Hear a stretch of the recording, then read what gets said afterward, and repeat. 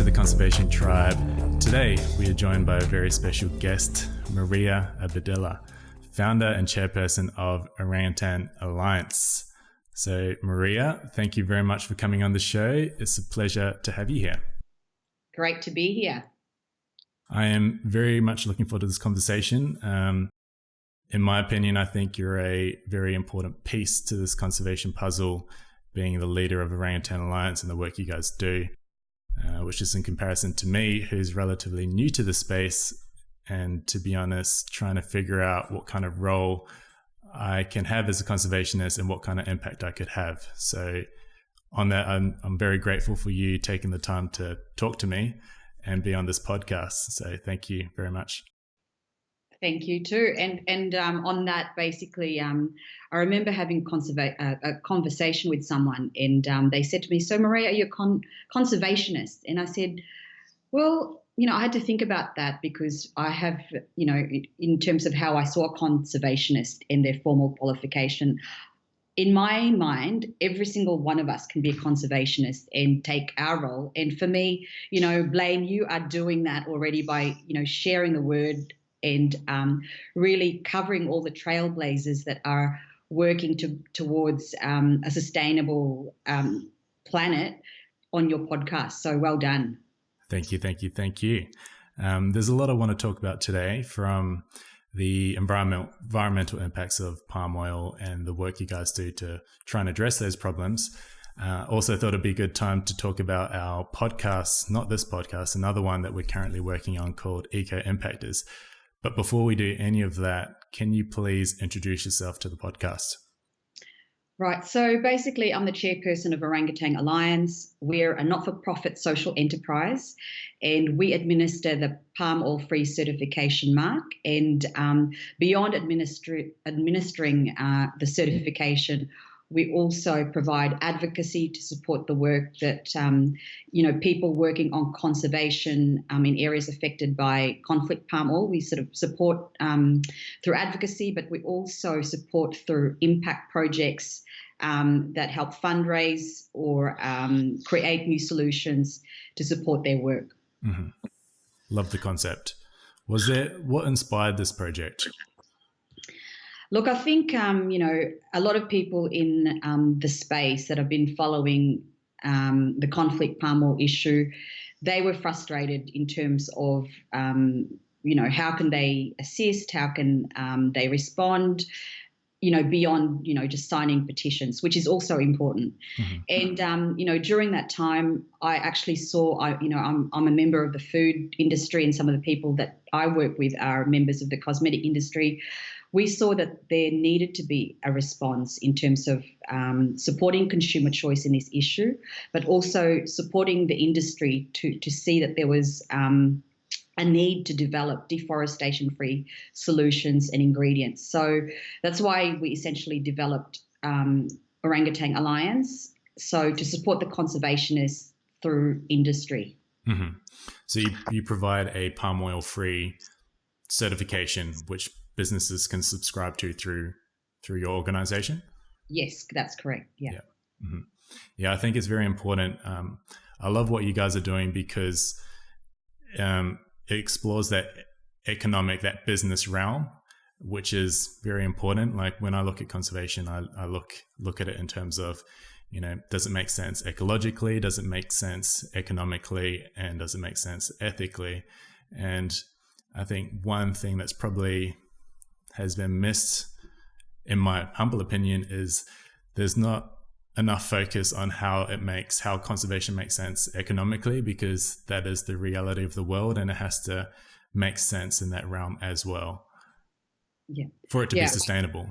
Yeah, I agree with you, and I think it's actually a breath of fresh air, for me in this space to meet trailblazers and innovators that are actually, considering how, they create a new economy. I talk about it, a new economy that is actually, I've termed up this new word, G4 innovation, good for me, good for the planet, good for people and good for profit. And I think it's very much possible to do that. And more consumers are wanting that good for the planet as part of their whole purchase choice.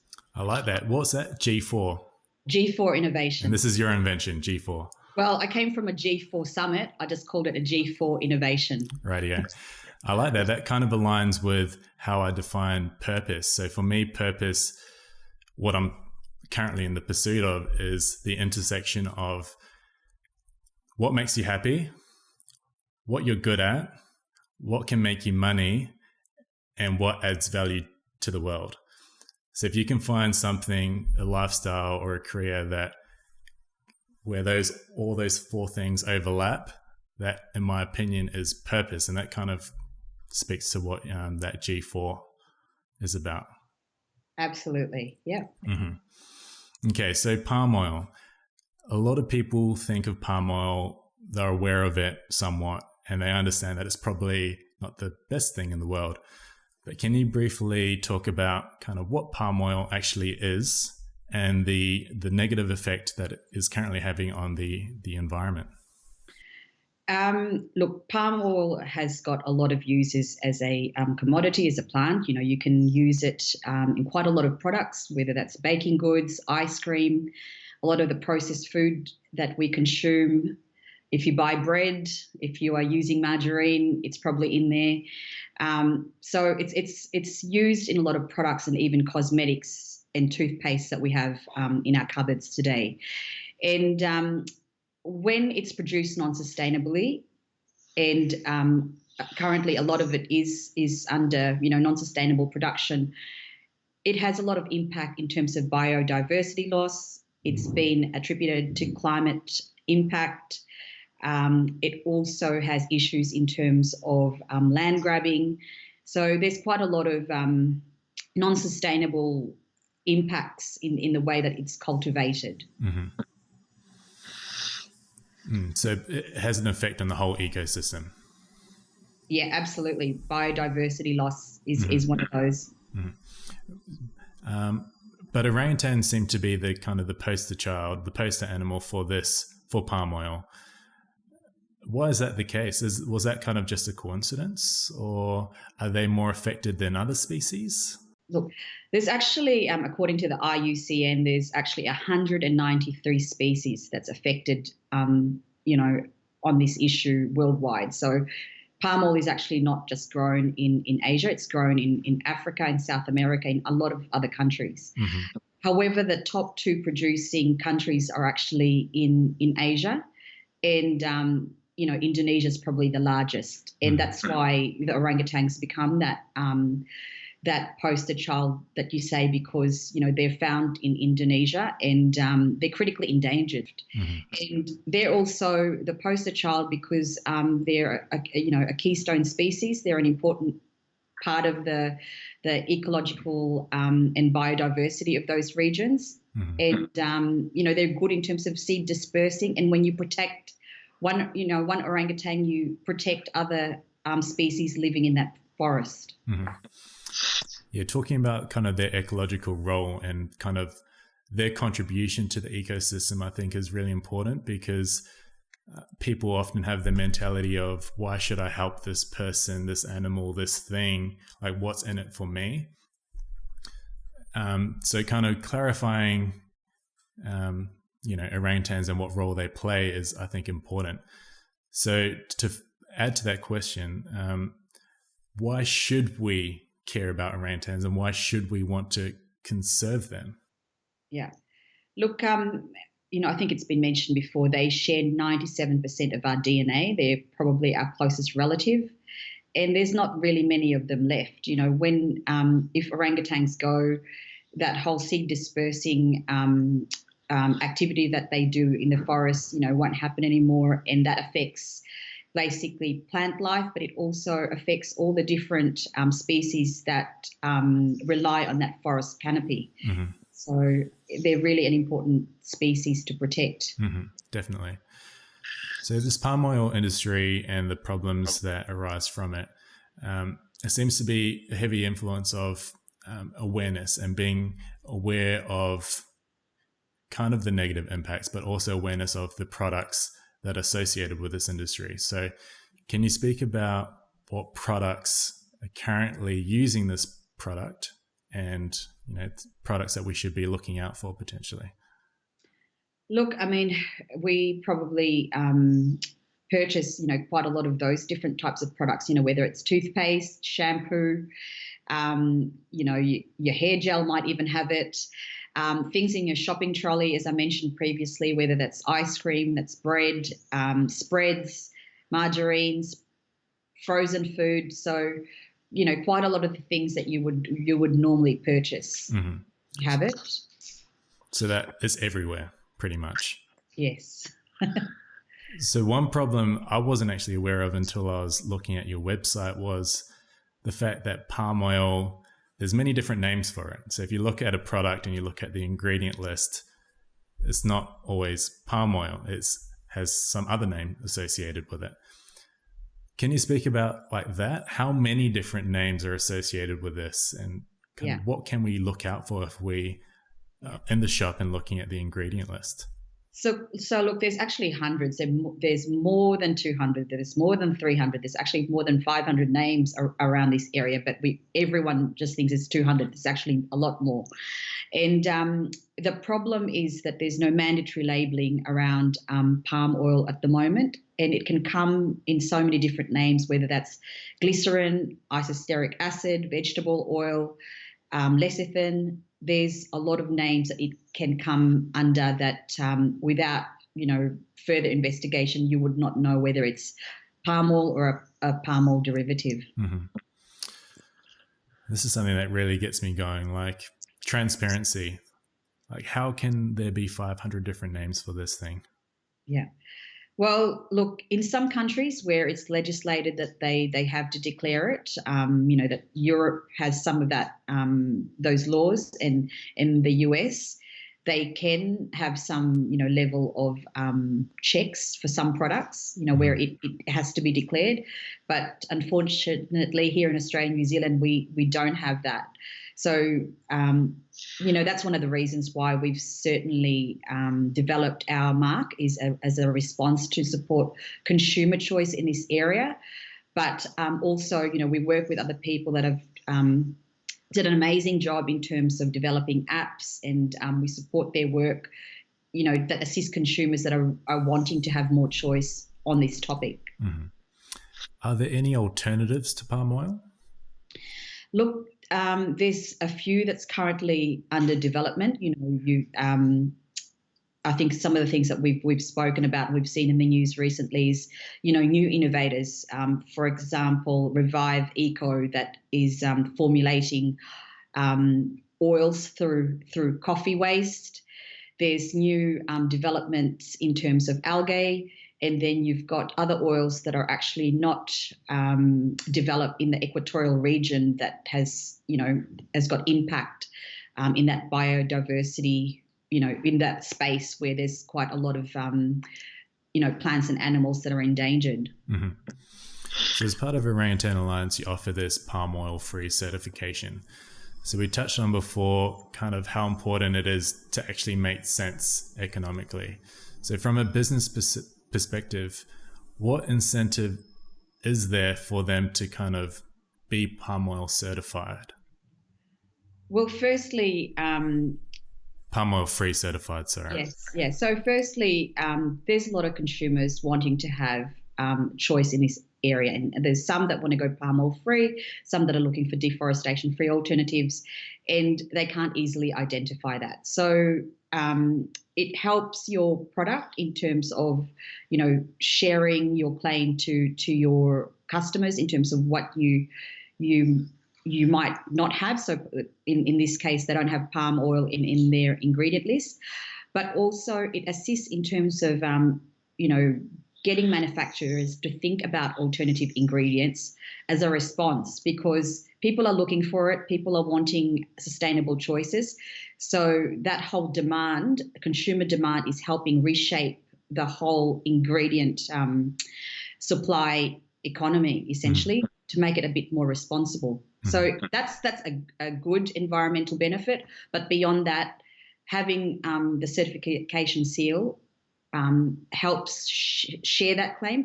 But also when you have an Orangutan Alliance seal on your product, we do advocacy in this space, but we also, as a registered not-for-profit, we give back to conservation. Mm-hmm. So it provides them a point of difference. Yes. As well. From that business perspective, they can say that we are this and my competitor isn't this, therefore buy from me. Well, customers are not silly. They will look at a whole lot of other things, not just that. So, that's one claim that they can have, yes. Mm-hmm. Mm-hmm. I think that's important. So as consumers, if we, through that supply and demand model, if we buy these products, then more businesses will hop on that trend. Well, it's kind of like that vegan trend. Before vegan became a big market opportunity that everyone was looking at, it was really, people wanting to search for alternative, forms of meat. Now you've got when I say alternative sources of meat, it's alternative sources of protein that's not, requiring us to kill an animal. So they've created that new industry, and that's a vegan industry. And I think, part of that whole sustainable oil options will come from the demand of consumers wanting deforestation-free alternatives. Mm-hmm. That veganism thing, something I'm very interested in, not specifically veganism, but this idea of these trends, these eco trends, if you will, and people jumping on the bandwagon because it is trending. Like, I think that really intrigues me, because the reason perhaps isn't to save the planet. The reason is because it's trending and it's probably a cool thing to say to your friends. But still, the byproduct is the planet will be healthier. Yeah. Does that make sense? I find that really intriguing. So, what I say to people is it's interesting because some people think it's a trend. I actually believe it's fast becoming a lifestyle choice. Mm-hmm. So people are, when they choose something, it's not like I'm vegan one day and then the next day I'm not, or I want to choose cruelty free and then next week I choose to be cruel. Mm-hmm. I think it's fast becoming a lifestyle choice, and the whole lifestyle choice will carry on as the younger generations become older. They will be looking for businesses that, yes, they profit, but also they care for the planet. So profit and good for the planet is actually part of the same thing. Mm-hmm. And that trend or that lifestyle choice will continue on. Because that's going to be the norm. Mm-hmm. So with Orangutan Alliance, do you have an ultimate vision? Look, our vision with Orangutan Alliance is really to support consumer choice in this space and to encourage innovation from the industry in terms of, sustainable alternatives in terms of ingredients. And beyond that, it's really providing measurable impacts beyond the certification scheme, whether it's the projects that we do, the events that we provide, that actually also support the work of, people in that conservation or research and technology field. Mm-hmm. So it's really having measurable impact in that space. That's our vision. Mm-hmm. When did Orangutan Alliance start? Orangutan Alliance is, several years old. We're still young, but we punch way above our weight. And we've got an international team. So I think, the time frame, even with innovators now, it's not about when you start, it's how big an impact you can make in that time frame. Mm-hmm. I'm kind of veering off script a wee bit, but like I mentioned before, I'm fascinated with kind of this model of a conservational model, which integrates kind of business as well and works with other businesses. It seems to me that there's a stigma around money, and that money is inherently evil, and therefore you can't really associate money with conservation. In my opinion, that's very dangerous. What's your thought on that?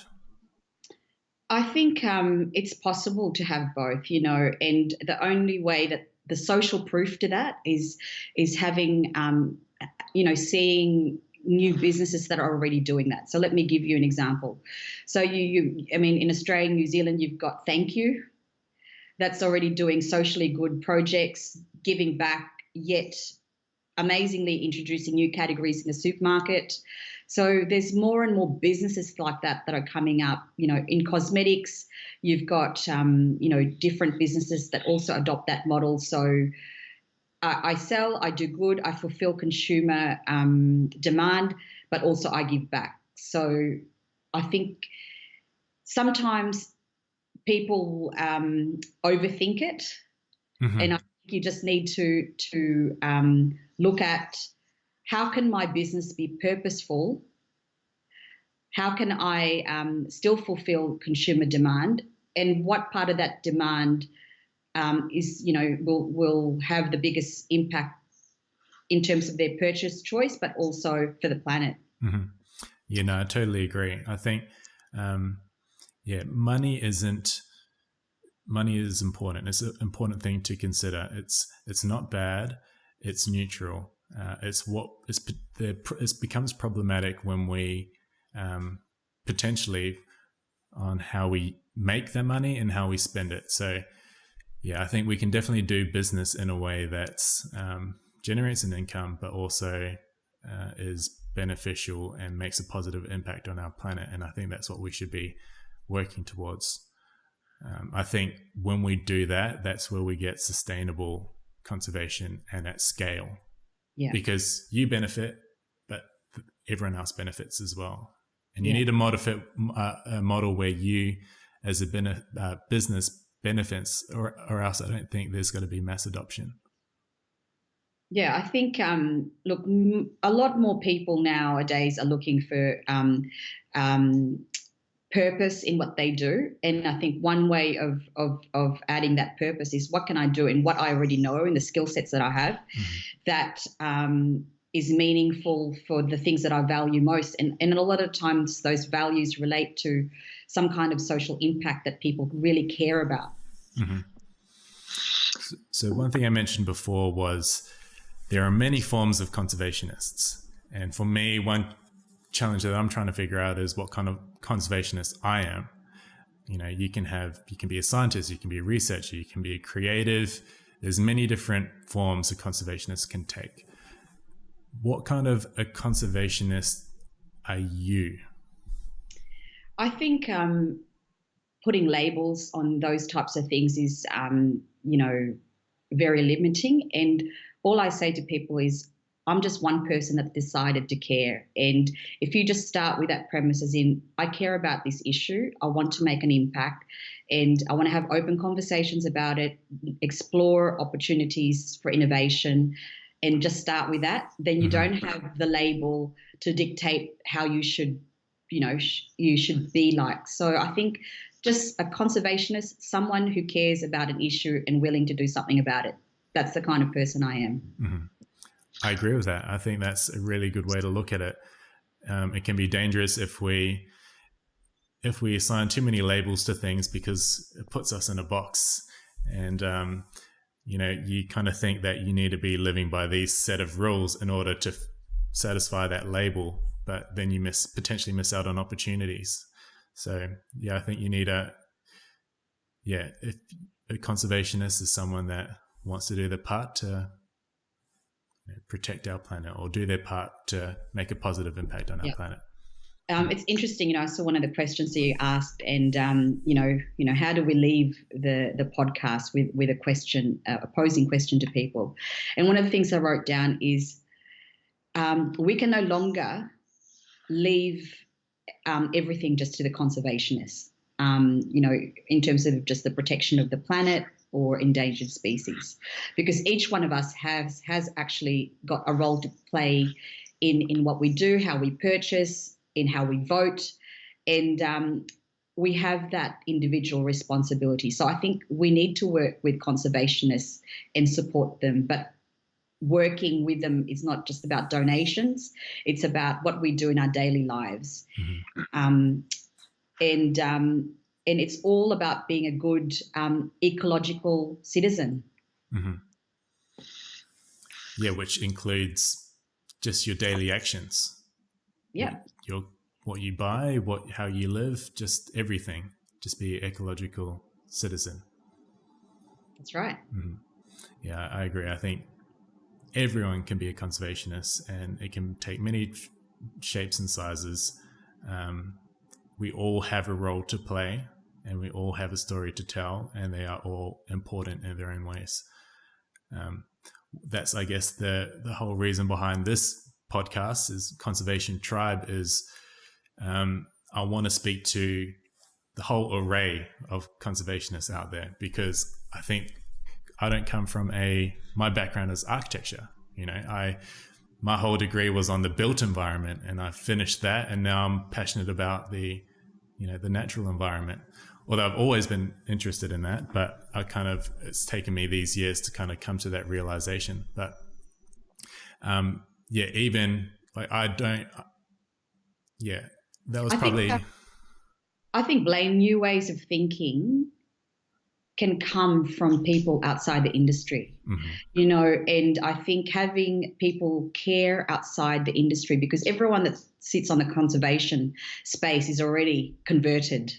Mm-hmm. So it's really important that people like yourself, people like myself outside that area care, because it's those new ways of innovation, new ways of thinking that can assist and support the work that these people working in the environmental innovation space already do. Mm-hmm. So don't for a minute think that it doesn't make sense, because I think what you do helps amplify the messages of all these amazing trailblazers. Mm-hmm. So speaking of trailblazers, this is probably a good segue to our podcast that we're currently working on. So Eco Impactors, what kind of a podcast do you want that to be? So for everyone listening on this podcast, we're collaborating with Blane to actually launch our first podcast with Orangutan Alliance, and it's called Eco Impactors, and we're very blessed to have him as our podcast DJ. And really it's about amplifying the message of conservation of the planet. And he will be interviewing people that are actually creating, steps towards, G4 innovation, which I talked about before, good for the planet, good for people, good for business and me. And we will be interviewing amazing people, not just in conservation, but others in innovation as well. So look out for it. Look out for it. I'm really excited for this project. Thank you for the opportunity. Thank you. Thank you for joining the team. The OA team. So brings us to the last question. So you talked about it earlier, the question of the day. So is there a question you want to leave to the listeners that they can ponder on? The final thing that I would probably say is we can all do our bit. I think it's more important than ever that we actually participate in the conversations that's happening that impacts us all, impacts the planet, impacts biodiversity. So what are you going to do in your daily life, in your job, through your skills, through your voluntary networks or community networks, that ensures that you're a good ecological citizen? And that means, whatever you define that as, in terms of your values. So what are you doing to make and create that impact? Mm-hmm. I think that's a great question, and a relevant question as well. So on that note, I think that might be us, unless there's anything else you want to talk about. Yes, if you want to follow us, please follow us on Instagram or on our Twitter feed or Facebook at Orangutan Alliance. Our website is also www.orangutanalliance.org. We're always looking for people wanting to help, and clever people, not necessarily just in conservation. So drop us a line. Mm-hmm. Yeah, definitely do that. Okay, Maria, thank you very much for your time. Thank you, Blane. I know you're a busy lady, so appreciate you taking the time to have a chat to me today. I think there was a lot of valuable insights into the work that you guys do at Orangutan Alliance. So yeah, really appreciate it.